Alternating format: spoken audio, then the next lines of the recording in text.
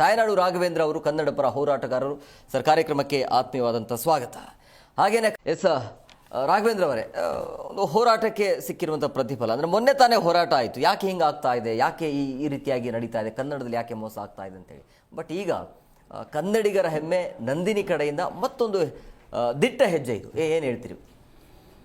ಈಗ ನಾವು ಮೊದಲನೇದಾಗಿ ನಮ್ಮ ಡಾಕ್ಟರ್ ಪುನೀತ್ ರಾಜ್ಕುಮಾರ್ ಅವ್ರನ್ನ ನೆನೆಸ್ಕೊಂತ ಇವತ್ತು ರಾಯಭಾರಿ ಆಗಿದ್ದರು. ಅವರ ರಾಯಭಾರಿ ಆದಮೇಲೆ ಒಂದು ಜಾಸ್ತಿ ಪ್ರಚಲಿತವಾಯಿತು ನಂದಿನಿ ಬ್ರ್ಯಾಂಡು. ಅವ್ರಿಗೆ ಮತ್ತೊಮ್ಮೆ ಇಲ್ಲಿ ನೆನೆಸ್ಕೊತ ಇವತ್ತು ಕನ್ನಡಿಗರಿಂದಲೇ ಅನ್ಯಾಯ ಆಗ್ತಾ ಇರೋದು, ಬೇರೆಯವರಿಂದ ಅಲ್ಲ. ಹೇಗಾಗ್ಬಿಟ್ಟಿದೆ ನಮ್ಮ ಪರಿಸ್ಥಿತಿ ಅಂದರೆ, ನೀವು KMF ಅಲ್ಲ, ಎಲ್ಲ ಏನು ಉದ್ಯೋಗ ತಗೊಳ್ಳಿ, ಯಾವುದೇ ತಗೊಳ್ಳಿ, ರಸ್ತೆ ತಗೊಳ್ಳಿ, ಬಸ್ ತಗೊಳ್ಳಿ, ಮೆಟ್ರೋ ತಗೊಳ್ಳಿ, ಏನು ತಗೊಂಡ್ರು ಬೇರೆಯವ್ರದ್ದೇ ಅವಳಿ ಆಗ್ಬಿಟ್ಟಿದೆ. ಇವತ್ತು ನಮ್ಮ ಸರ್ಕಾರದಲ್ಲಿ ಕೆಲವೊಂದಿಷ್ಟು ಈ ಮಲಯಾಳಿಗಳು ಸಚಿವರುಗಳಾಗಿದ್ದಾರೆ, ಕೆಲವ್ರುಗಳು ಅವರವರೇ ಆಗಿದ್ದಾರೆ.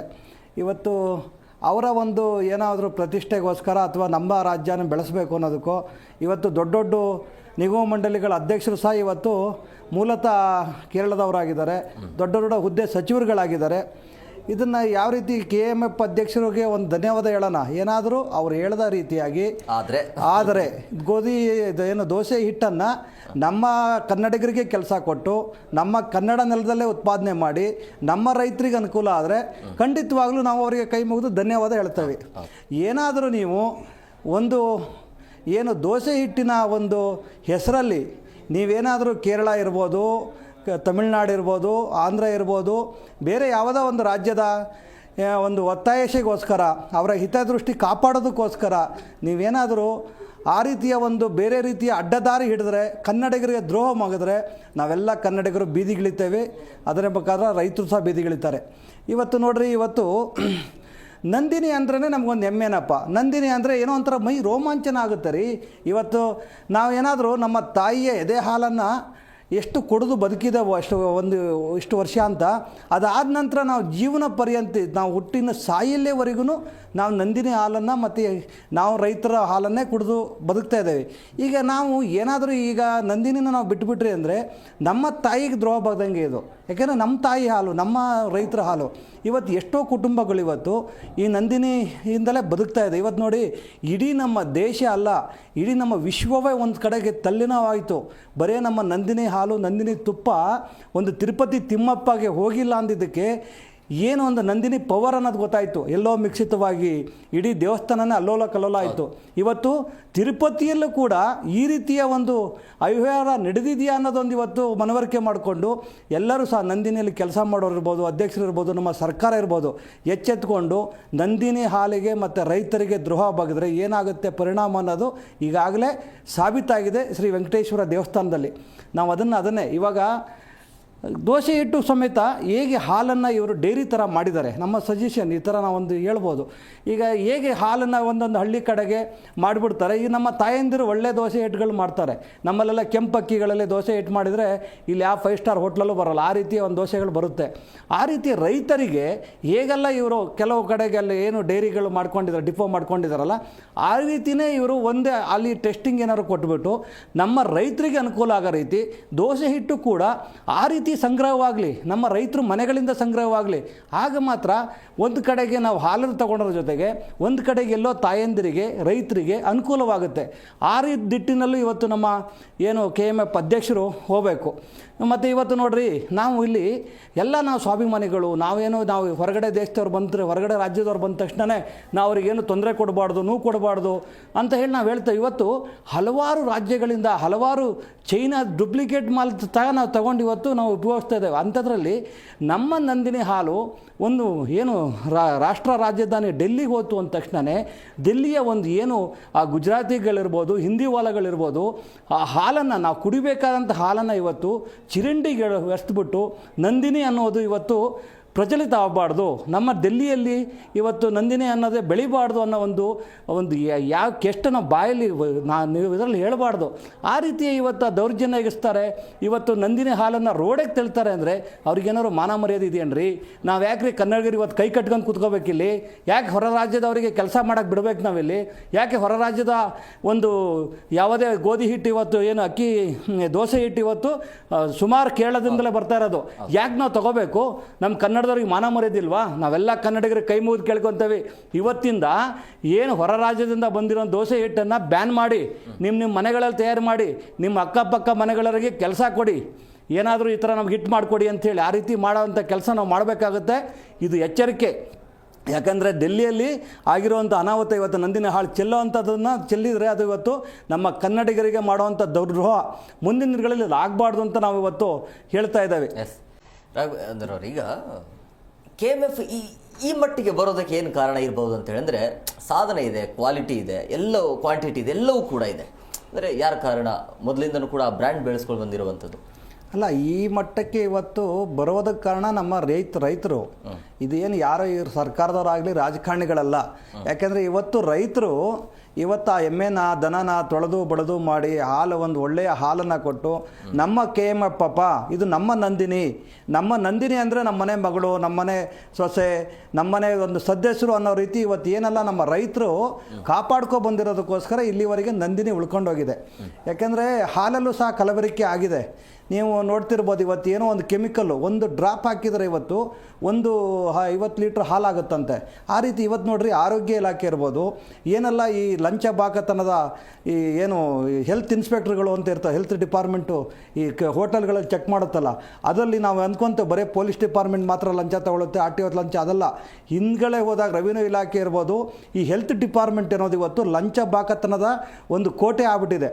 ಯಾವುದೇ ನೀವು ಹೆಲ್ತ್ ಒಬ್ಬ ಡಿಪಾರ್ಟ್ಮೆಂಟ್ ಒಬ್ಬ ಇನ್ಸ್ಪೆಕ್ಟ್ರನ್ನ ತಗೊಂಡ್ರೆ ಆ ಹೋಟ್ಲಲ್ಲಿ ಯಾವುದೋ ನೊಣ ಸಿಕ್ಕಿದೆಯಪ್ಪ ಅಂತ ಫೋನ್ ಮಾಡಿದರೆ ಯಾವ ಹೋಟ್ಲು ಸಾರ್ ಅಂತಾನೆ, ಅಲ್ಲಿಂದಲೇ ಹೇಳ್ತಾನೆ, ಹೌದಾ ಸರ್, ಆಯಿತು ಸರ್ ಬರ್ತಾನೆ ಸರ್ ಅಂತ. ಅಂದರೆ ಇವತ್ತು ಈ ಒಂದು ಏನೆಲ್ಲ ಕಲಬೆರಕೆಗಳಾಗುತ್ತೆ, ಹಾಲಲ್ಲಿ ಕಲಬೆರಕೆ ಆಗ್ತಾ ಇದೆ, ಕ್ಯಾನ್ಸರ್ ಬರ್ತಾ ಇದೆ, ವೀರ್ಯನ ಮಿಕ್ಸ್ ಮಾಡ್ತಾ ಇದ್ದಾರೆ, ಈ ಪಾನಿಪುರಿಯಲ್ಲಿ ವೀರ್ಯನ ಮಿಕ್ಸ್ ಮಾಡ್ತಾ ಇದ್ದಾರೆ ಅಂತ ಹೇಳ್ತಾ ಇದ್ದಾರೆ. ಇದೆಲ್ಲ ಈ ಒಂದು ಕಲಬೆರಕೆನೂ ಸಹ ಇವತ್ತು KMF ಏನಾದರೂ ಒಂದು ಹೇಗೆಲ್ಲ ಈಗ BMTC ಅಂತ ಏನೋ ಬೇರೆ ಒಂದು ಇಲಾಖೆಯಲ್ಲಿ ಪೊಲೀಸ್ ಇಲಾಖೆ ಒಂದು ಸಪ್ರೇಟ್ ಆಗಿದೆಯಲ್ಲ, ಆ ಥರ ಒಂದು ನಂದಿನಿಯಲ್ಲೂ ಸಹ KMFಲ್ಲೂ ಒಂದು ಇಲಾಖೆನ ಮಾಡಿ ಈ ರೀತಿಯ ಒಂದು ಎಲ್ಲ ಡುಪ್ಲಿಕೇಟ್ಗಳು ಮಾಡ್ತಾರೆ, ಅದನ್ನು ಕಂಡುಹಿಡಿಯುವಂಥದ್ದು ಒಂದು ಕೆಲಸ ಸಹ ಮಾಡಬೇಕಾಗುತ್ತೆ. ಯಾಕೆಂದರೆ ಆಮೇಲೆ ಅದನ್ನು ನೇರವಾಗಿ ಏನೆಲ್ಲ ಆಹಾರಕ್ಕೆ ಇವತ್ತು ನೋಡ್ರಿ, ನಾವು ಅಂದ್ಕೊತೇವೆ, ನಾವು ಕಿದ್ವಾಯಿ ಆಸ್ಪತ್ರೆಗೆ ಹೋಗ್ತೇವೆ ಕೆಲವು ಸಲ. ಹೋದಾಗ ಡಾಕ್ಟ್ರಿಗೆ, ಏನು ಸರ್ ಇವನು ಎಷ್ಟು ವರ್ಷದಿಂದ ಎಣ್ಣೆ ಹೊಡಿತಾ ಇದ್ದ ಸರ್? ಡಾಕ್ಟ್ರಿಗೆ ಕೇಳಿದೆ, ಎಷ್ಟು ವರ್ಷದಿಂದ ಬೀಡಿ ಸೇಯ್ತಾ ಇದ್ದ? ಸಾರ್ ನೋಡಿ ಸರ್, ದೈವ ಪಾಪ ಇವನು ಹುಟ್ಟಿದಾಗ್ಲಿಂದ ಒಂದಿನ ಬೀಡಿ ಸೇದಿಲ್ಲ, ಹುಟ್ಟಿದಾಗ್ಲಿಂದ ಒಂದಿನ ಎಣ್ಣೆ ಹೊಡೆದಿಲ್ಲ, ಆದರೂ ಸಹ ಇವನಿಗೆ ಕ್ಯಾನ್ಸರ್ ಬಂದುಬಿಟ್ಟಿದೆ ಸರ್. ಆಮೇಲೆ ಚಿಕ್ಕ ಮಕ್ಕಳ್ರಿ, ಅಲ್ಲಿ ಚಿಕ್ಕ ಮಕ್ಕಳು ಇವತ್ತು ಕ್ಯಾನ್ಸರಿಂದ ಸಾಯ್ತಾ ಇದ್ದಾರೆ. ಈಗ ಉದ್ದೇಶ ಇಷ್ಟೇ. ಇವತ್ತು ನೋಡಿ ಏನಾಗುತ್ತೆ, ಕೆಲವು ಕಡೆಗೆ ಇವತ್ತು ಹಾಲು ತಗೊಳ್ಳೋ ಪರಿಸ್ಥಿತಿ ಇಲ್ಲ, ಕೆಲವು ತಾಯಂದಿರಿಗೆ ಹಾಲು ಸಹ ಸಿಗಲ್ಲ.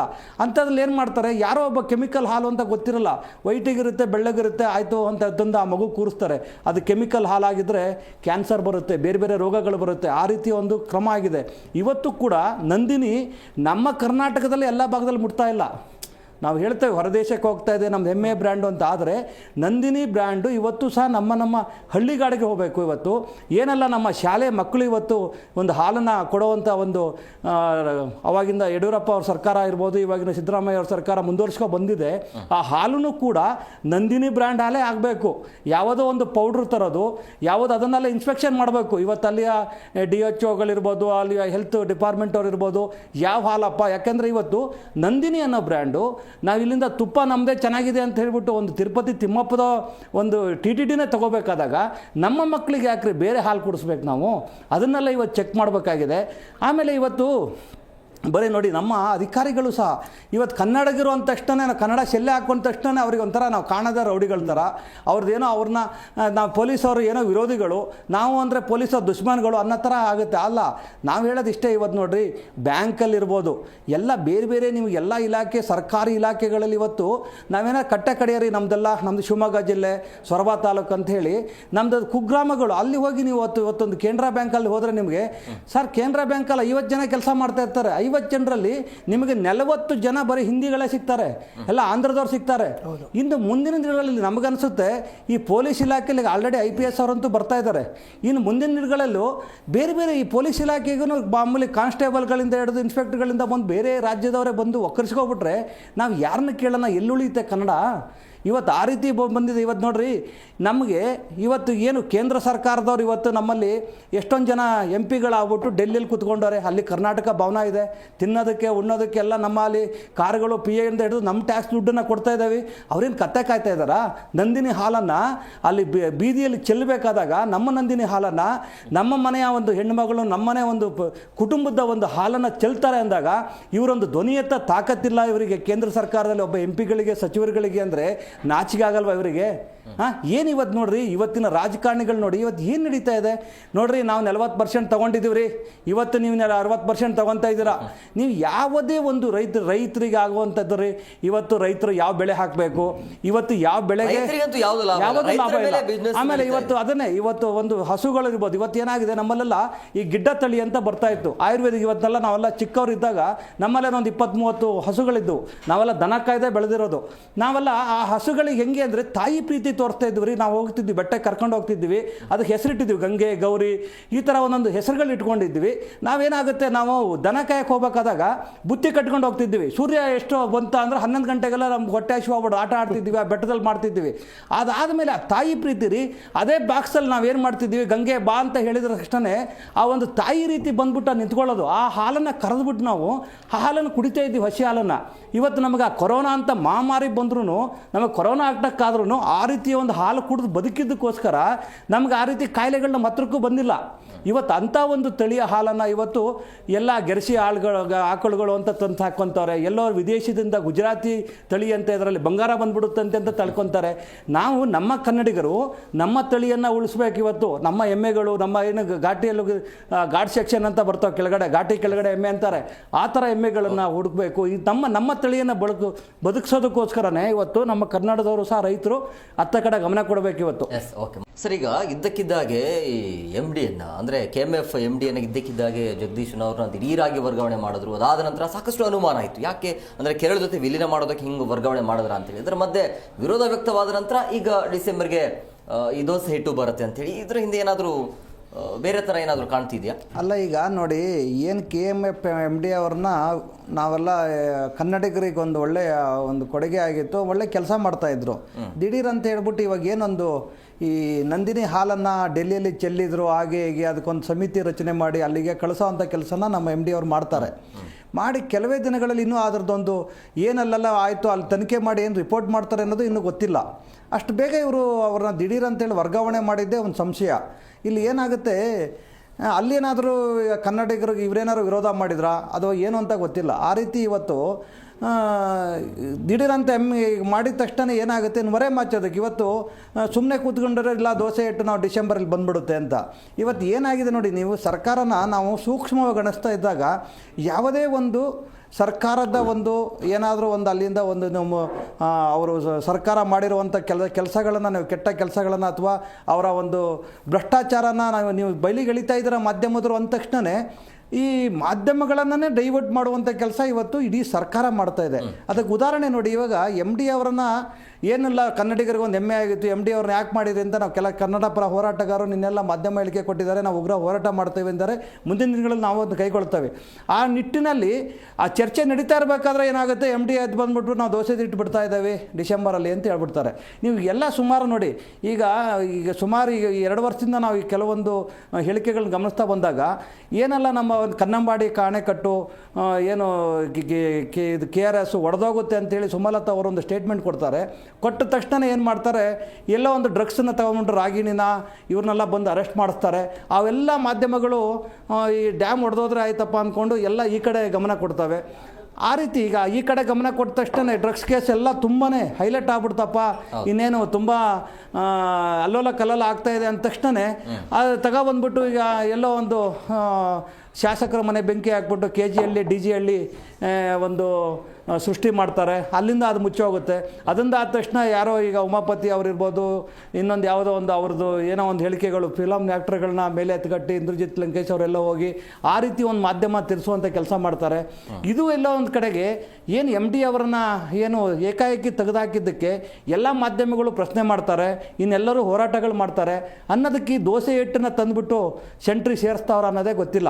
ಯಾಕೆಂದರೆ ಏನಾದ್ರು ದೋಸೆ ಇಟ್ಟು ಬರಲಿ, ಅದು ಬಂದರೆ KMF ಅಡಿಯಲ್ಲೇ ಬರಬೇಕು. ಅದು ಬಿಟ್ಟು ಸುಮ್ಮನೆ ಒಂದು ಮರೆ ಮಾಚೋದಕ್ಕೆ ಮಾಡಿದರೆ ಇವತ್ತು ಯಾರು ಕನ್ನಡಿಗರು ಇವತ್ತು ಅಷ್ಟು ಸುಲಭವಾಗಿ ನಿಮ್ಮನ್ನು ಬಿಡಲ್ಲ. ಯಾಕೆಂದರೆ ಸುಮ್ಮನೆ ಇವತ್ತು ಹೇಳಿಕೆ ಕೊಟ್ಬಿಡೋದು, ಡಿಸೆಂಬರ್ಗೆ ಇನ್ನೊಂದು ಕಾರಣ ಕೊಡೋದು, ಇವತ್ತು ಮತ್ತೆ ಹಾಲಿನ ದರ ಏರಿಕೆ ಮಾಡ್ತೇವೆ ಅಂತಾರೆ. ಹಾಲಿನ ದರ ಏರಿಕೆ ಮಾಡಿದರೆ ಇವರು ನೇರವಾಗಿ ರೈತರಿಗೆ ಹೋಗ್ಬೇಕದು, ರೈತರಿಗೆ ಹೋಗ್ಬೇಕು. ಇವಾಗ ಆಲ್ರೆಡಿ ರೀ ಇವತ್ತು 56 ರೂಪಾಯಿನೋ ಆಗಿದೆ ಆ ಹಾಲಿನ ರೇಟು. ಈಗ ಅಷ್ಟೊಂದು ಹಾಲನ್ನು ತೊಗೊಂಡು ನಾವು ಹಾಲಿನ ದರ ಹೇಗೆ ಏರಿಕೆ ಅಂತ ತಕ್ಷಣ ನಮ್ಮ ಮನೇಲಿ ಹೌದಾ ಅಯ್ಯೋ ಮತ್ತೆ ಏರಿಕೆ ಮಾಡ್ತಾರಾ ಅನ್ನೋ ಒಂದು ಮನಸ್ಥಿತಿ ಆಗಿದೆ ನೋಡಿ. ಇವತ್ತು ಕರೆಂಟನ್ನು ಫ್ರೀ ಕೊಟ್ಟರು, ಮತ್ತೆ ಇವತ್ತು ಕರೆಂಟ್ ಬಿಲ್ ಏನೋ ಏರಿಕೆ ಮಾಡ್ತಾರಂತೆ. ಇದು ಯಾರಿಗೆ ಬೇಕ್ರಿ? ನಮಗೆ ಈ ಫ್ರೀ ಅನ್ನೋದೇ ಬೇಕಾಗಿರಲಿಲ್ಲ. ಇವತ್ತು ಎಲ್ಲದೂ ಈ ರೀತಿ ಕೊಟ್ಟು ಜನಗಳಿಗೆ ಮೂಗಿ ತಿಪ್ಪ ಸಾವಿರ್ಬಿಟ್ಟು ನೀವು ಪ್ರತಿದಿನ ಬೆಲೆ ಏರಿಕೆಗಳು, ಇವತ್ತು ಕಾಳು ಬೇಳೆ ನಮ್ಮ ಬರೀ ಕಣ್ಣಿಗೆ ಕಾಣಿಸೋದು ಬರೀ ಪೆಟ್ರೋಲು ಡೀಸೆಲ್ ಇರ್ಬೋದು. ಆದರೆ ಇವತ್ತು ಪ್ರತಿಯೊಂದು ನೀವು ಅಂಗಡಿಗೆ ಒಂದು ಕಿರಾಣಿ ಅಂಗಡಿಗೆ ಹೋದರೆ ನಿಮ್ಗೆ ಬೇಳೆ ಸಿಗೋದು 60 ರೂಪಾಯಿ ಇತ್ತು, ಇವತ್ತು ಅದೇ ಆ ಬೇಳೆ 160 ರೂಪಾಯಿ ಆಗಿದೆ. ನಿಮಗೆ ಇವತ್ತೊಂದು ರೈತರು ಇವತ್ತೊಂದು PUC ಪೈಪ್ ತೊಗೋಬೇಕಾದಾಗ ಬರೀ ಒಂದು 180 ರೂಪಾಯಿ ಇರೋಂಥದ್ದು 320 ರೂಪಾಯಿ ಆಗಿದೆ. ಇವತ್ತೊಂದು ಏನೋ ರೈತರು ಒಂದು ಬಾವಿ ತೆಗೆದು ಅದಕ್ಕೊಂದು ಪಂಪ್ ಒಂದು ಮಿಷನ್ ಕೂರಿಸ್ಬೇಕು ಅಂದರೆ ಮುಂಚೆ ಸಿಗೋ ಅಂಥದ್ದು ಮಿಷನ್ 3,000 ರೂಪಾಯಿ ಇರೋದು ಇವತ್ತು 30,000 ಆಗಿದೆ. ಇದು ಏನಾಗ್ಬಿಟ್ಟಿದೆ, ಯಾರೂ ಸಮೇತ ಏನಾದರೂ ಬೆಲೆ ಏರಿಕೆ ಅಂದ ತಕ್ಷಣ ಕಣ್ಣಿಗೆ ಬೀಳೋದು ಪೆಟ್ರೋಲು ಡೀಸೆಲ್ಲು, ಇನ್ನೊಂದು ಯಾವುದೋ ಒಂದಿಷ್ಟು ಈರುಳ್ಳಿ ಬೆಳ್ಳುಳ್ಳಿ. ಇವತ್ತು ನೋಡಿ ಬೆಳ್ಳುಳ್ಳಿ ರೇಟ್ ರೀ 600 ರೂಪಾಯಿ ಆಗಿದೆ. ಬೆಳ್ಳುಳ್ಳಿ ಕೆಜಿಗೆ 600 ರೂಪಾಯಿ. ಯಾರು ತಿಂತಾರೆ? ನಮ್ಮವರು ಬೆಳಗ್ಗೆ ಯಾರು ಹೇಳ್ತಿದ್ರು, ಸುಮ್ಮನೆ ಯಾರೋ ಗುರುಜಿಗಳು ನೀವು ಹೇಳ್ಬಿಡ್ಬೇಕಪ್ಪ ಬೆಳ್ಳುಳ್ಳಿ ಈರುಳ್ಳಿ ಬಿಟ್ಬಿಡಿ ಅಂತೇಳಿ, ಅದಕ್ಕಾರು ಅಟ್ಲೀಸ್ಟ್ ದುಡ್ಡು ಉಳಿಯುತ್ತೆ ಅಂತ.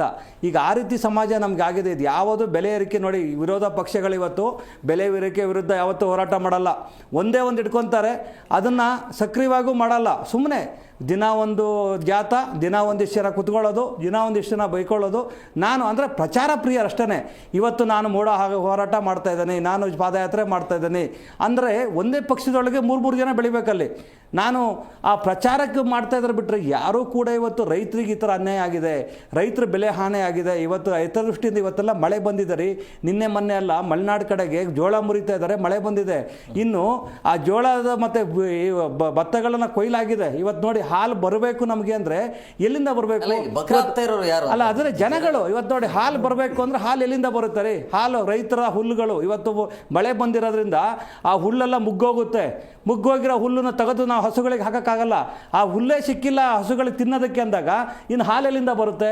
ಇದ್ರ ಬಗ್ಗೆ ಇವಾಗ ಹಾಲಿನ ಬಗ್ಗೆ ಒಂದೇ ಅಲ್ಲ, ರೈತರ ಒಂದು ಮೂಲಭೂತ ಸೌಕರ್ಯಗಳು ಇವತ್ತು ಎಷ್ಟು ಮನೆಯಲ್ಲಿ ಎಷ್ಟು ಹಸುಗಳಿದ್ದವು, ಇವತ್ತು ಯಾಕೆ ಆ ಮನೆಯಲ್ಲಿ ಹಸುಗಳಿಲ್ಲ ಅನ್ನೋದನ್ನು ಇವತ್ತು ಅಲ್ಲಿ ನಗರ ಪಂಚಾಯತಿ ಇರ್ಬೋದು, ತಾಲೂಕ್ ಪಂಚಾಯತಿಯಿಂದ ಒಂದು ಸದಸ್ಯರುಗಳನ್ನ ನೇಮಕ ಮಾಡಿ ಈ ಹಳ್ಳಿಗಳಲ್ಲಿ ಈ ಒಂದು ರೈತರಲ್ಲಿ ಏನು ಕೊರತೆಗಳಿದೆ, ನೀವೊಂದು ಎಮ್ಮೆಗಳಿರ್ಬೋದು ಹಸುಗಳಿರ್ಬೋದು ಕಟ್ಟೋದಕ್ಕೆ ಏನೆಲ್ಲ ಬೇಕು ಅನ್ನೋದನ್ನು ಇವತ್ತು ನಿರ್ಮಾಣ ಮಾಡುವಂಥದ್ದು ಒಂದು ಅಲ್ಲಿ ಒಂದು ರೈತರಿಗೆ ಒಂದು ಹೇಳೋ ಅಂಥವ್ರು ಯಾರೂ ಇಲ್ಲ ರೀ. ರೈತರೇ ಹೋಗ್ಬಿಟ್ಟು ತಾಲೂಕು ಆಫೀಸಲ್ಲಿ ಕುತ್ಕೊಂಡ್ರು ಒಂದು ಪಾಣಿ ತೆಗಿಬೇಕು, ಒಂದು RTC ತೆಗಿಬೇಕು, ಏನೋ ಒಂದು ಮಾಡಬೇಕು ಅಂದರೆ ಅವ್ರದ್ದು ದೃಢಲಿತ ಕೊಡಪ್ಪ ಲಂಚ ಕೊಡು, ಎಲ್ಲ ಪರ್ಸೆಂಟೇಜ್ ಲೆಕ್ಕ ಆಗ್ಬಿಟ್ಟಿದೆ. ಹೇಗೆ ಸರ್ಕಾರ ಪರ್ಸೆಂಟೇಜ್, ಅಧಿಕಾರಿಗಳು ಹೆಂಗೆ ಅಂದರೆ ನಾನು ಫ್ರೀಯಾಗಿ ಬಂದಿಲ್ಲಪ್ಪ ಇಲ್ಲಿ, ನಾನು ಬಂದು ಕುತ್ಕೊಂಡು ಒಬ್ಬ ತಹಸೀಲ್ದಾರ್ ಬಂದು ಕುತ್ಕೋಬೇಕು ಇವತ್ತು ನನ್ನ ಸೀಟಲ್ಲಿ ಒಂದು ತಾಲೂಕು ಆಫೀಸಲ್ಲಿ ಅಂದರೆ ನಾನು ಇಷ್ಟು ಲಂಚ ಕೊಟ್ಟಿದ್ದೇನೆ, ನಾನು ಹೆಂಗೆ ಫ್ರೀ ಕೆಲಸ ಮಾಡಲಿ? ನಾನು ಬರೋ ಸಂಬಳದಲ್ಲಿ 1 ಲಕ್ಷ ರೂಪಾಯಿ ಸಂಬಳದಲ್ಲಿ ನಾನು ಹೆಂಗೆ ಅಲ್ಲಿ ಕೊಟ್ಟಿರೋ ಬಂದಿರೋ ಸಾಲ ತೀರಿಸಲಿ ಅಂತ ಓಪನ್ ಆಗಿ ಕೇಳ್ತಾರೆ. ಇವತ್ತು ಯಾರಿಗೆ ಏನು ಹೇಳೋದು? ಇವತ್ತು ರೈತರುಗಳು ಇವತ್ತು ಅಧೋಗತಿಯಾಗಿದ್ದಾರೆ. ಈ ರೈತರುಗಳು ಇನ್ನು KMF ಅಲ್ಲ, ಇನ್ನು ಹಾಲುಗಳು ಸಮೇತ ಇದೇ ಥರ ಮುಂದುವರಿದ್ರೆ ರೈತರಿಗೆ ಸಾಲಗಳು ಮುಂಚೆಲ್ಲ ಇದನ್ನು ಏನು ಸಬ್ಸಿಡಿ ಸಾಲಗಳು ಕೊಡ್ತಾಯಿದ್ರು ಹಸುಗಳಿಗೆ. ಇವತ್ತು ಯಾವುದೇ ಬ್ಯಾಂಕಲ್ಲಿ ಹೋಗ್ರಿ ಎಲ್ಲ ಬಂದು ನಿಮಗೆ ಬೇರೆ ಬೇರೆ ರಾಜ್ಯದವರು ಬಂದು ತುಂಬಿಕೊಂಡಿದ್ದಾರೆ ಬ್ಯಾಂಕ್ಗಳಲ್ಲಿ. ಇಂಥರ ಸಬ್ಸಿಡಿ ಇದೆ ನಮ್ಮ ರೈತರಿಗೆ. ಏನಾದರೂ ನೀವು ಹೋಗಿ ಯಾವುದೇ ಬ್ಯಾಂಕಲ್ಲಿ ಹೋಗಿ ಒಬ್ಬ ಕನ್ನಡಿಗರು ಇದ್ದರೆ ಯಾರಿಗೂ ರೈತರಿಗೆ ಹಿಂದಿ ಬರಲ್ಲ, ತಮಿಳು ಬರಲ್ಲ, ತೆಲುಗು ಬರಲ್ಲ. ನೀವೊಂದು ಬ್ಯಾಂಕಿಗೆ ಹೋದಾಗ ಈ ಥರ ಒಂದು ರೈತರು ಬಂದು ಕುತ್ಕೊತಾರೆ, ನೋಡ್ರಿ ಇವತ್ತು ನೋಡಪ್ಪ ನೀನು ಈ ಒಂದು ಹಸು ಸಾಕಿದರೆ ನಿನಗೆ ಈ ಥರ ಎಲ್ಲ ಸಬ್ಸಿಡಿ ಸಿಗುತ್ತೆ, ನೀನು ಇವತ್ತು ಬೆಳೆ ಸಾಲ ತೊಗೊಂಡ್ರೆ ಈ ಥರ ಸಬ್ಸಿಡಿ ಸಿಗುತ್ತೆ, ನೀನು ಈ ರೀತಿ ಒಂದು ಎಮ್ಮೆ ಸಾಕಿದ್ರೆ ಈ ಥರ ಸಬ್ಸಿಡಿ ಸಿಗುತ್ತೆ, ನಿನಗಿಷ್ಟು ಈ ರೀತಿ ಒಂದು ಇಂಟ್ರೆಸ್ಟ್ ಇಲ್ದಂಗೆ ನಿಂಗೆ ಲೋನ್ ಕೊಡ್ತೇವೆ ನಾ ಹೇಳೋವಂಥವ್ರು ಯಾರೂ ಇಲ್ಲ. ಇವತ್ತು ಈ ರಾಜಕಾರಣಿಗಳಿರ್ತಾರೆ, ಆ ರಾಜಕಾರಣಿಗಳ ಚಿಲ್ಲರೆ ಹಿಂಬಾಲಕರಿರ್ತಾರೆ, ಅವ್ರ ಓಟು ಎಲೆಕ್ಷನ್ ಟೈಮಲ್ಲಿ ನಿನಗೆ ಅದು ಕೊಡಿಸ್ಬಿಡ್ತಾನೆ, ನಿನಗೆ ಮನೆ ಕೊಡಿಸ್ಬಿಡ್ತಾನೆ, ಈ ರೀತಿ ಇವತ್ತು ಯಾವುದನ್ನು ಸಹ ಯಾರೂ ತಿಳಿಸೋವಂಥದ್ದಿಲ್ಲ. ಇವತ್ತು ಸರ್ಕಾರದಿಂದ ಏನು ಸವಲತ್ತು ಬರುತ್ತೆ ಅನ್ನೋದು ತಿಳಿಸೋರಿಲ್ಲ. ಇನ್ನು ರೇಷನ್ ಫ್ರೀ ಅಂತ ಹೇಳ್ತಾರೆ. ಇವತ್ತು ನೋಡಿ ಎಷ್ಟು ಸುಮಾರು ಒಂದು 20 ಲಕ್ಷ ರೇಷನ್ ಕಾರ್ಡ್ ಎಲ್ಲ ಬ್ಯಾನ್ ಮಾಡಿದರು. ಸ್ವಲ್ಪ ದಿನ ಎಲ್ಲ ನಾವೆಲ್ಲ ಮಾತಾಡಿದ್ವಿ, ಎಲ್ಲ ಅದ್ರ ಬಗ್ಗೆ ಫೋಕಸ್ ಆಯಿತು. ಏನಾಯಿತು? ಏನೂ ಇಲ್ಲ, ನಾವು ಬಡ್ಕೊಂಡಿದ್ದು ಒಂದೇ ಬಂತು ಅಷ್ಟೇ, ಯಾವುದೂ ಸರಿ ಹೋಗಿಲ್ಲ. ಈ ರೀತಿ ಸಮಸ್ಯೆ ಆಗಿದೆಯಪ್ಪ ಇಲ್ಲಿ. ರಾಘವೇಂದ್ರ ಅವರೀಗ ಈ ಅಂದರೆ ಇತರೆ ನಿಗಮಗಳಲ್ಲಿ ಯಾವುದೇ ರೀತಿಯಾಗಿ ಅನುದಾನದ ಕೊರತೆ ಇದೆ, ಸರಿಯಾಗಿ ಕೆಲಸ ಕಾರ್ಯಗಳು ಆಗ್ತಾ ಇಲ್ಲ ಅನ್ನೋದು ಸ್ಪಷ್ಟವಾಗಿ ಗೊತ್ತಿರುವಂಥ ವಿಚಾರ. ಆದರೆ ಅಭಿವೃದ್ಧಿ ಅಂದರೆ ಈ ಒಂದು ನಂದಿನಿ ವಿಚಾರ ಅಂತ ಬಂದಾಗ ಅದರಲ್ಲಿ ಸಾಧನೆ ಇದೆ. ಬಟ್ ಈ ಮಧ್ಯದಲ್ಲಿ ಈಗ ಈ ರೀತಿಯಾಗಿ ದೋಸೆ ಹಿಟ್ಟನ್ನು ಕೊಡ್ತೀವಿ ಅಂತ ಹೇಳಿದಾಗ ಸೊ ಇದು ಎಷ್ಟು ಮಟ್ಟಿಗೆ ವರ್ಕೌಟ್ ಆಗ್ಬೋದು ಅಂತೇಳಿ? ಅಲ್ಲ, ಈಗ ಒಂದು ಲೆಕ್ಕದಲ್ಲಿ ಹೋದರೆ ದೋಸೆ ಹಿಟ್ಟೇ ಈ KMFಗೆ ಬೇಕಾಗಿರಲಿಲ್ಲ. ಇದು ಏನಾಗಿದೆ, ಈ ಸಾಧನೆ ಏನು ಮಾಡ್ಕೊ ಬಂದಿದ್ದಾರೆ, ರೈತರ ಒಂದು ಗುಣಮಟ್ಟ ಕಾಪಾಡ್ಕೊ ಬಂದಿದ್ದಾರೆ. ಈ ಒಂದು ನಂದಿನಿ ಯಾವುದೇ ಈಗ ನೋಡಿ, ದೋಸೆ ಹಿಟ್ಟು ಕೆಟ್ಟೋದ್ರೂ ನಂದಿನಿನೇ ಕೆಟ್ಟೋಗೋದು, KMFಗೆ ಕೆಟ್ಟ ಹೆಸರು ಬರೋದು. ಈಗ ಆ ರೀತಿ ಇವರು ಏನಾಗಿದೆ, ದೋಸೆ ಹಿಟ್ಟನ್ನು ಹೋಗಿ ಈ ನಂದಿನಿ ಹಾಲನ್ನ ಕ್ವಾಲಿಟಿನೇ ಹಾಳು ಮಾಡಿಬಿಟ್ಟು, ನಂದಿನಿ ಅಂದರೆ ಸರಿ ಇಲ್ಲಪ್ಪ, ಡೆಲ್ಲಿಯವರು ತೊಗೋಬಾರ್ದು, ಕೇರಳದವರು ತೊಗೋಬಾರ್ದು, ತಮಿಳ್ನಾಡವ್ರು ತೊಗೋಬಾರ್ದು ಅಂತ ಏನಾದ್ರು ಹೊನ್ನಾರ ಮಾಡ್ತಾರ ಗೊತ್ತಿಲ್ಲ. ಇವತ್ತು ನೋಡ್ರಿ ನಮಗೆ ಎಂಥ ಪರಿಸ್ಥಿತಿ ಬಂದಿದೆ ಅಂದರೆ, ಇವತ್ತು ನಾವೆಲ್ಲ ಗಣೇಶನ ಹಬ್ಬ ಮಾಡಬೇಕು, ದೀಪಾವಳಿ ಹಬ್ಬ ಮಾಡಬೇಕು ಅಂದರೆ ಒಂದು ಗಣೇಶನ ಮಾಡ್ತೇವೆ ಸಗಣಿಯಲ್ಲಿ. ಇವತ್ತು ಸಗಣಿ ಸಮೇತ ಸಿಗ್ತಾ ಇಲ್ಲ ನಮಗೆ, ಅದು ಸಮೇತ ಮಾರುಕಟ್ಟೆ ಅಂಗಡಿಗಳಲ್ಲಿ ಇವತ್ತು ಗಂದಿಗೆ ಅಂಗಡಿಗಳಲ್ಲಿ ತಗೊಳ್ಳೋ ಅಂಥ ಪರಿಸ್ಥಿತಿ ನಾವು ಬಂದಿದ್ದೇವೆ. ಇನ್ನು ನೀವು ಹಾಲನ್ನು, ಈ ಹಾಲಿಗೆ ಇವತ್ತು ನೋಡ್ರಿ ಈಗ ಹೀಗೆಲ್ಲ ಕೆಲವೊಂದು ಸಹಕಾರ ಬ್ಯಾಂಕ್ಗಳಿದ್ದಾವೆ.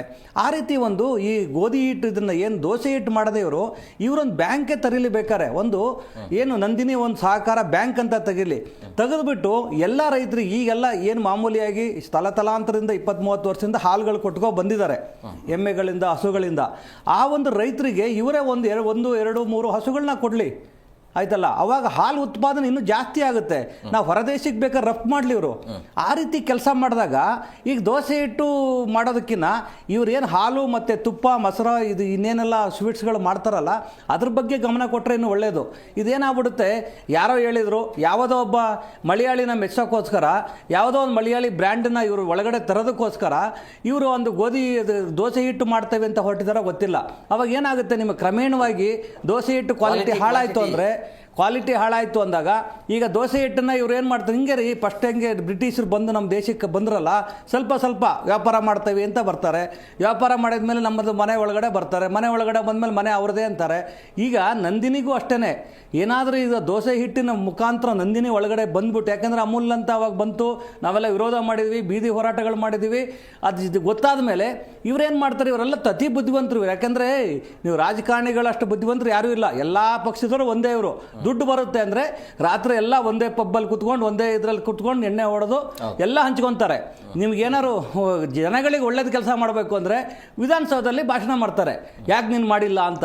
ಇದೇ ರೀತಿ ದೋಸೆ ಹಿಟ್ಟಿನ ನೆಪದಲ್ಲಿ ನಮ್ಮ ನಂದಿನಿ ಒಳಗಡೆ ಇವರು ಸೇರಿಕೊಂಡು ಇವಾಗ ದೋಸೆ ಹಿಟ್ಟಾಗುತ್ತೆ, ನಾಳೆ ದಿನ ನಂದಿನಿ ಆಗುತ್ತೆ, ನಾಳೆ ದಿನ ಅಮೂಲ್ ಬರುತ್ತೆ, ನಾಳೆ ಇನ್ನೊಂದು ಯಾವುದೋ ಬರುತ್ತೆ ಅನ್ನೋದಕ್ಕೇನಾರು ಸೇರಿಸೋದಕ್ಕೆ ನಮ್ಮ ಜನಗಳ ಮೂಗಿಗೆ ತುಪ್ಪ ಸವರ್ತಾರ ಅನ್ನೋದೇ ಒಂದು ಗುಮಾನಿಯಾಗಿದೆ ಇದನ್ನು. ಯಾಕೆಂದರೆ ನೋಡಿ, ಇಲ್ಲಾಂದರೆ ಸಡನ್ನಾಗಿ MDಗಳು ಚೇಂಜ್ ಆಗ್ತಾರೆ, ಏನೋ ಅವನು ಭ್ರಷ್ಟಾಚಾರ ಮಾಡಿಲ್ಲ.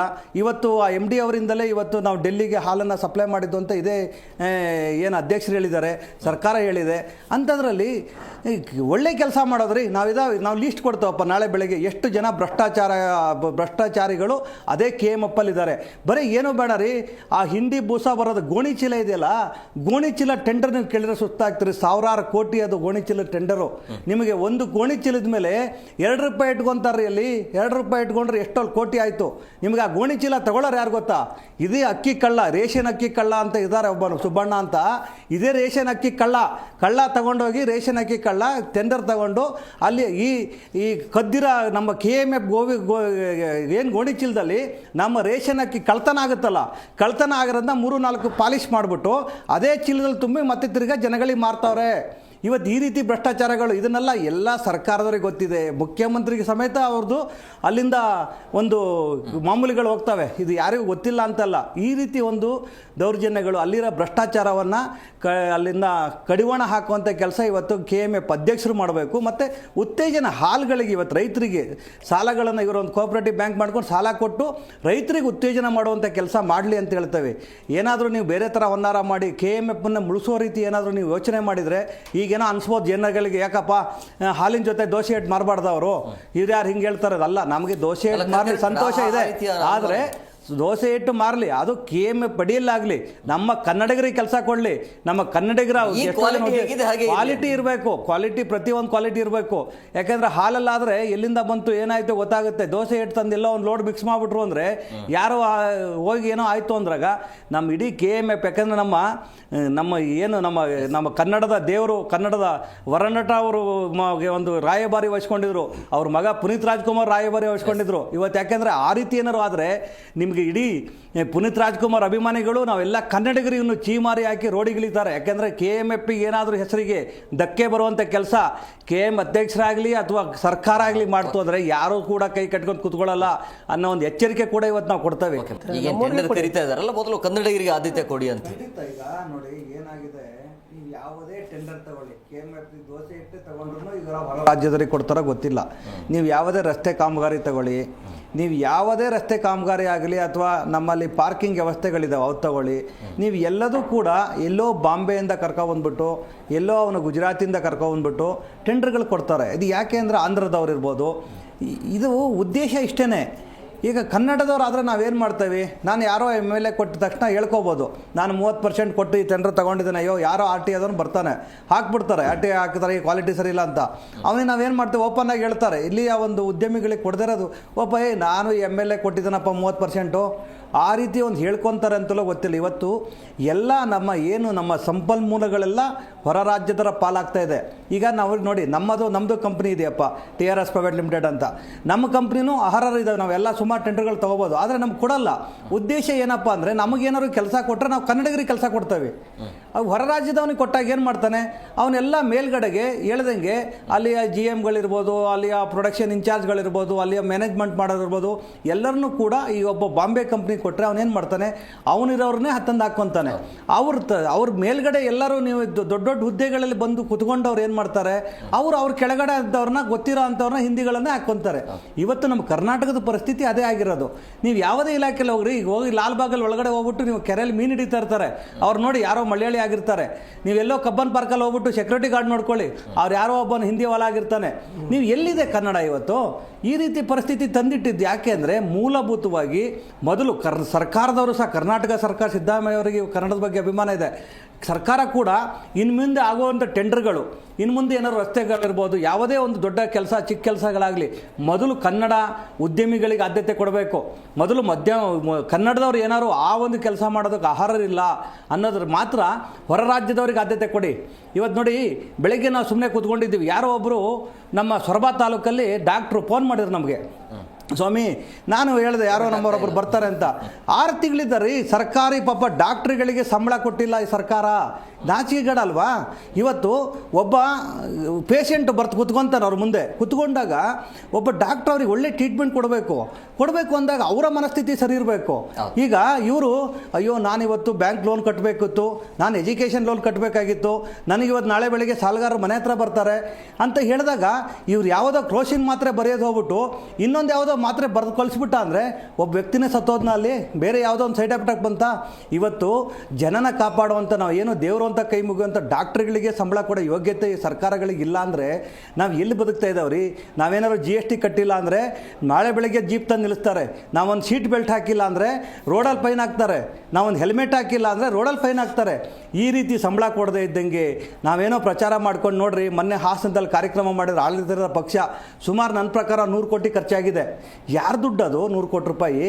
ಎಲ್ಲಿಂದ ಬಂತು ಆ 100 ಕೋಟಿ ರೂಪಾಯಿ? ಕಾರ್ಯಕ್ರಮ ಮಾಡೋದೆ ಇಡೀ ಒಂದು ಹಳ್ಳಿನ, ಒಂದು ತಾಲೂಕನ್ನ ಉದ್ಧಾರ ಮಾಡ್ಬೋದು. ಇಲ್ಲಿ ನೀರಿನ ಬೆಲೆ ಹೆಚ್ಚಳ ಮಾಡಿ ಅದನ್ನು ಮಾಡೋದು ಎಲ್ಲಿಂದ ಆಗುತ್ತಿದ್ದು? ಈ ರೀತಿ ಸಮಾವೇಶ ಯಾರು ಕೇಳಿದ್ರು? ಬೇಕಿತ್ತ ಸಮಾವೇಶ? ಇವತ್ತು ಈ ರೀತಿ ಆಗ್ಬಿಟ್ರೆ ಹೆಂಗೆ? ನಮ್ಮ ಜನಗಳಿಗೆ ಬುದ್ಧಿ ಇಲ್ಲ ರೀ. ಫಸ್ಟು 500 ರೂಪಾಯಿ ನೋಟ್ ನೋಡಿದ ತಕ್ಷಣವೇ ಏನು ಬಿದ್ದೋಗ್ತಾರೆ, ಓಟ್ ಹಾಕ್ತಾರೆ. ಆ ಮುಂದಿನ ದಿನಗಳ ಭವಿಷ್ಯನೇ ನೋಡ್ತಾ ಇಲ್ಲ ಇವತ್ತು ಜನಗಳು ಕರೆಕ್ಟ್ ಆಗೋ ತನಕ ಇವತ್ತು ನಾವು ಬರೀ ರಾಜಕಾರಣಿ ಬೈಯೋಕ್ಕೆ ಆಗಲ್ಲ. ಫಸ್ಟು ನಮ್ಮ ಜನಗಳು ಕರೆಕ್ಟ್ ಆಗಬೇಕು. ಜನಗಳಿಗೆ ಯಾರಿಗೆ ಹಾಕಬೇಕು ಓಟು, ಏನು ಮಾಡ್ತಾ ಇದೆ ಸರ್ಕಾರಗಳು ಪ್ರಶ್ನೆ ಮಾಡ್ಬೇಕ್ರಿ ಎಲ್ಲರೂ. ಇವತ್ತು ಏನು ಕಣ್ಣು ಮುಚ್ಕೊಂತಾರಪ್ಪ, ನಾವೇನೋ ಟೋಲಲ್ಲಿ ಹೋಗ್ಬಿಟ್ಟು ಯಾಕಪ್ಪ ರೋಡ್ ಟ್ಯಾಕ್ಸ್ ಕಟ್ಟಿ ಗಾಡಿ ತಗೊಂಡು ತಗೊಂಡಿದ್ದೀನಿ ಮತ್ತೆ ಯಾಕೆ ಟ್ಯಾಕ್ಸ್ ಕಡ್ಲಿ ಅಂತ ನಾವು ಕೇಳ್ತಾ ಇದ್ರೆ ನನ್ನ ಮಗ ನೋಡು ಕನ್ನಡ ಶಾಲೆ ಹಾಕೊಂಡು ನಾನು ಇನ್ನೋವಾ ಕಾರಲ್ಲಿ ಓಡಾಡ್ತಾನೆ, ಒಂದು 30 ರೂಪಾಯಿ ಕಟ್ಟ ಯೋಗ್ಯತೆ ಇಲ್ಲ ಕೇಳ್ತವನೆ ಅಂತಾರೆ. ನಾವು ಯಾರಿಗೋಸ್ಕರ ಕೇಳ್ತೇವೆ? ಈಗ ಮಾಧ್ಯಮದವರು GTV ಇವತ್ತು ಇಷ್ಟೆಲ್ಲ ನಾವು ಪ್ರಚಾರ ಮಾಡ್ತಾ ಇದೆ, ಜನಗಳಿಂದ ಜಾಗೃತಿ ತೋರಿಸ್ತಾ ಇದೆ ಅಂದರೆ ಯಾಕೆ ಬೇಕು? ಜನಗಳು ಜಾಗೃತರಾಗಲಿ. ಈ ರೀತಿ ಎಲ್ಲ ನಡೀತಾ ಇದೆ, ಮಾಧ್ಯಮಗಳ ಕೆಲಸ ಎಚ್ಚರಿಸ್ತಾ ಇದ್ದಾವೆ ನಾವೆಲ್ಲರೂ. ಈ ಥರ ಎಲ್ಲ ಆಗ್ತಾ ಇದೆ, ನೀವು ಎಚ್ಚೆತ್ಕೊಳ್ಳಿ ಅಂತ ನೀವು ತೋರಿಸ್ತಾ ಇದ್ದೀರಾ. ಆದರೆ ಅದೇನು ಮಾಡೋಕ್ಕೆ ಬೇರೆ ಕೆಲಸ ಇಲ್ಲ ಬಿಡು, ಅವ್ರು ಹೋಗಿ ಕುತ್ಕೊಂತಾರೆ ಅನ್ನೋರು ಮಾತಾಡ್ತಾರಲ್ಲ. ದಯವಿಟ್ಟು ನೀವು ಪ್ರತಿಯೊಂದು ಮಾತನ್ನು ಪ್ರತಿಯೊಂದು ನಿಮ್ಮ ಎಚ್ಚೆತ್ಕೊಳ್ಳಿ. ಇವತ್ತು ರೈತರಿಗೆ ಬೇಕಾಗಿರೋದೇನು? ಗೋಧಿ ಇಡಬೇಕು, ನಿಮ್ಮ ಹಾಲು ಇನ್ನೂ ಉತ್ಪಾದನೆ ಜಾಸ್ತಿ ಆಗಬೇಕು. ಇವತ್ತೇನು ಈ ಥರ ತಿರುಪತಿ ತಿಮ್ಮಪ್ಪಗೆ ನಾವು ಹಾಲು ಕೊಡ್ತಾ ಇದ್ದೇವೆ, ನಾವು ಮುಂದಿನ ದಿನಗಳಲ್ಲಿ ಏನು ಶ್ರೀರಾಮ ಅಯೋಧ್ಯೆಗೆ ಸಮೇತ ನಮ್ಮ ಹಾಲು ಸಪ್ಲೈ ಆಗಬೇಕು, ಅದನ್ನು ನಮ್ಮ ಗುರಿ ಇಟ್ಕೋಬೇಕು. ಇವತ್ತೇನು ಅಲ್ಲಿ ಅಯೋಧ್ಯೆಗೆ 1000 ಕೋಟಿ ಜನ ಇವತ್ತು ದಿನ ಹೋಗ್ತಾ ಇದ್ದಾರೆ, ಅಲ್ಲೂ ಸಹ ತುಪ್ಪ ಬಳಕೆ ಮಾಡ್ತಾ ಇದ್ದಾರೆ, ಹಾಲಿನ ಬಳಕೆ ಮಾಡ್ತಾ ಇದ್ದಾರೆ. ನಮ್ಗೆ ಏನಾದ್ರು ನಮ್ಮ MP ಗಳಿಗೆ ಮಾನ ಮರ್ಯಾದೆ ಇದ್ದರೆ ಏನು ಇವತ್ತು ಸರ್ಕಾರ ಇದೆ ನಮಗಲ್ಲಿ, ನಮ್ಮ ಏನು ಸುಮಾರು ನಮ್ಮ ಕನ್ನಡಿಗರೇ ಪೂಜೆ ಮಾಡ್ತಾ ಇದ್ದಾರೆ ಅಲ್ಲಿ ದೇವಸ್ಥಾನನ. ಇವತ್ತು ತಿರುಪತಿಗೆ ಒಂದೇ ಅಲ್ಲಪ್ಪ, ನಮ್ಮ KMF ನಂದಿನಿ ಹಾಲನ್ನು ನಾವು ಶ್ರೀರಾಮ ಮಂದಿರಕ್ಕೂ ಸಹ ತಗೊಂಡು ಹೋಗ್ತೇವೆ ಅಂತ ಹೇಳ್ಬಿಟ್ಟು ಇವರು ಆ ರೀತಿ ಒಂದು ಚರ್ಚೆ ಮಾಡಬೇಕು. ವಿಧಾನಸೌಧಗಳಲ್ಲಿ ಆ ರೀತಿ ಉತ್ಪಾದನೆ ಬೇಕು, ಅಷ್ಟು ಹಾಲು ಉತ್ಪಾದನೆ ಆಗಬೇಕು ಅಂದರೆ ರೈತರಿಗೆ ಎಷ್ಟು ಹಸುಗಳನ್ನು ಕೊಡಬೇಕು, ಆ ಒಂದು ಸಬ್ಸಿಡಿಗಳಲ್ಲಿ ರೈತರಿಗೆ ಇಷ್ಟು ಹಸುಗಳನ್ನ ಕೊಡಬೇಕು ಅನ್ನೋ ಚರ್ಚೆ ಆಗಬೇಕು. ಇವತ್ತೆಲ್ಲೂ ಆಗ್ತಾ ಇಲ್ಲ. ಎಲ್ಲಿ ಚರ್ಚೆ ಆಗುತ್ತೆ ರೀ? ಇಡೀ ನೋಡಿ ಇವತ್ತಿಂದ ಏನು ನಮ್ಮ ಸುಮಾರು ಒಂದು 400 ಕೋಟಿ ರೂಪಾಯಿ ಖರ್ಚು ಮಾಡಿ ವಿಧಾನಸೌಧ ಇವತ್ತೇನು ನಮ್ಮ ಬೆಳಗಾವಿಯಲ್ಲಿ ಅಧಿವೇಶನ ಕರೀತಾರೆ. ಅಧಿವೇಶನ ಕರೆದವ್ರು ಏನು ಮಾಡ್ತಾರೆ? ಇವತ್ತು ಎಲ್ಲ ಲಾಡ್ಜ್ಗಳು ಬುಕ್ ಮಾಡ್ಕೊತಾರೆ, ಅಲ್ಲಿಂದ ಗೋವಾ ಹತ್ರ ಆಗುತ್ತೆ, ಗೋವಾಕ್ಕೆ ಹೋಗ್ತಾರೆ, ಮಜಾ ಮಾಡ್ತಾರೆ. ನಮ್ಮ ಸರ್ಕಾರ ದುಡ್ಡಲ್ಲಿ ಯಾರು ಏನು ಪ್ರಶ್ನೆ ಕೊಡಲ್ಲ. ಅಲ್ಲಿ ಯಾವುದೋ ಒಂದು ಹಗರಣ ಮುಂದಿಟ್ಕೊಂತಾರೆ, ಈ ಮೂಡೋದು ಅಥವಾ ವಾಲ್ಮೀಕಿ ಅದು ಯಾವುದೋ ಹಗರಣ ಮುಂದಿಟ್ಕೊಂಡು ಗದ್ದಲ ಮಧ್ಯೆ ಮುಗಿಯೋದು ಅಷ್ಟೇ. ಗಲಾಟೆ ಎಬ್ಸ್ಬಿಟ್ಟು ಮುಂದೆ ಕುತ್ಕೊಬಿಡ್ತಾರೆ, ಅಲ್ಲಿ ಬಾವಿಯಲ್ಲಿ ಕುತ್ಕೊಬಿಟ್ಟು ದಿನ ಒಂದು ಗಲಾಟೆ ಸೃಷ್ಟಿ ಮಾಡ್ತಾರೆ ಇವರು ಅಷ್ಟೇ. ಅದೆಲ್ಲ ಅಡ್ಜಸ್ಟ್ಮೆಂಟು. ನೋಡಪ್ಪ ರಾತ್ರಿನೇ ಡೀಲ್ ಆಗ್ಬಿಡ್ತಿತ್ತು ವಿರೋಧ ಪಕ್ಷಕ್ಕೆ ಆಡಳಿತ ಪಕ್ಷಕ್ಕೆ, ನೀನು ಇವತ್ತು ಈ ಥರ ಗಲಾಟೆ ಮಾಡು, ಮಾಧ್ಯಮದವರೆಲ್ಲ ಕವರ್ ಮಾಡ್ತಾರೆ, ನಾಳೆ ಇದು ಮಾಡೋಣ, ಒಂದು ವಾರ ಮುಗಿದೋಗ್ಬಿಡುತ್ತೆ. ಒಂದು ವಾರ ಆದಮೇಲೆ ನೀವು ಎಲ್ಲ ಸರಿ ಇರೋಣ, ನಮ್ಮ ಪಾಡಿ ನಾವು ಮಾಧ್ಯಮ ಹೇಳಿಕೆ ಕೊಡೋಣ, ನಿಮ್ಮ ಪಾಡಿ ನೀವು ಹೇಳಿಕೆ ಕೊಡೋಣ. ಯಾವುದು ರೈತರಿಗೆ ಆಗಲಿ. ಇವತ್ತು ನೋಡ್ರಿ ಅಲ್ಲಿ ನೀರುಗಳಿಲ್ಲ. ಇವತ್ತು ನಾವೆಲ್ಲ ಅವಾಗಿಂದ ಬಡ್ಕೊತಾ ಇದ್ದೇವೆ, ಇದು ಅಣೆಕಟ್ಟನ್ನು ಮಾಡಬೇಕು. ಮಹಾರಾಷ್ಟ್ರದಲ್ಲಿ BJP ಸರ್ಕಾರ ಬಂತು. ಇವೆಲ್ಲ ನೋಡಿ ಇಲ್ಲಿ ಯಾವುದು ಹೇಳಿ ಒಂದು ನೀರಾವರಿಗಳು ಏನೋ ಪುಣ್ಯಕ್ಕೆ ಈ ಸಲ ಮಳೆ ಜಾಸ್ತಿ ಇದೆ, ಬೆಂಗಳೂರಿಗೆ ನೀರಿನ ಕೊರತೆ ಆಗಲ್ಲ ಅನ್ಸುತ್ತೆ. ಏನಾರು ಕೊರತೆ ಇಲ್ಲ ಯಾವುದು ನೀರಿನ ಬಿಲ್ಲು ಜಾಸ್ತಿ ಆಗಿದೆ ಹೇಳ್ತಾವಲ್ಲ. ಇವತ್ತು ನಾವು ಪೂಜೆ ಮಾಡುವಂಥ ಸಗಣಿ ಸಮೇತ ದುಡ್ಡು ಕೊಟ್ಟು ತಗೊಳ್ಳೋ ಪರಿಸ್ಥಿತಿಗೆ ಇದ್ದೇವೆ ಅಂದರೆ ಮುಂದಿನ ದಿನಗಳಲ್ಲಿ ಹೇಗೆ ನಾವೆಲ್ಲ ಈ ಕೆಲವೊಂದು ಹೋಗಿ ಇವು ನೋಡಿ ಈ ಥರದೊಂದು ಚಿರತೆ ಇತ್ತು, ಈ ಥರದ್ದೊಂದು ಜಿಂಕೆ ಇತ್ತು, ಈ ಥರದ್ದು ಆನೆ ಇತ್ತು ಅಂತ ನಾವು ತೋರಿಸುವಂಥ ಪರಿಸ್ಥಿತಿ ಕೆಲವು ಕಡೆ ಬಂದಿದೆಯಲ್ಲ.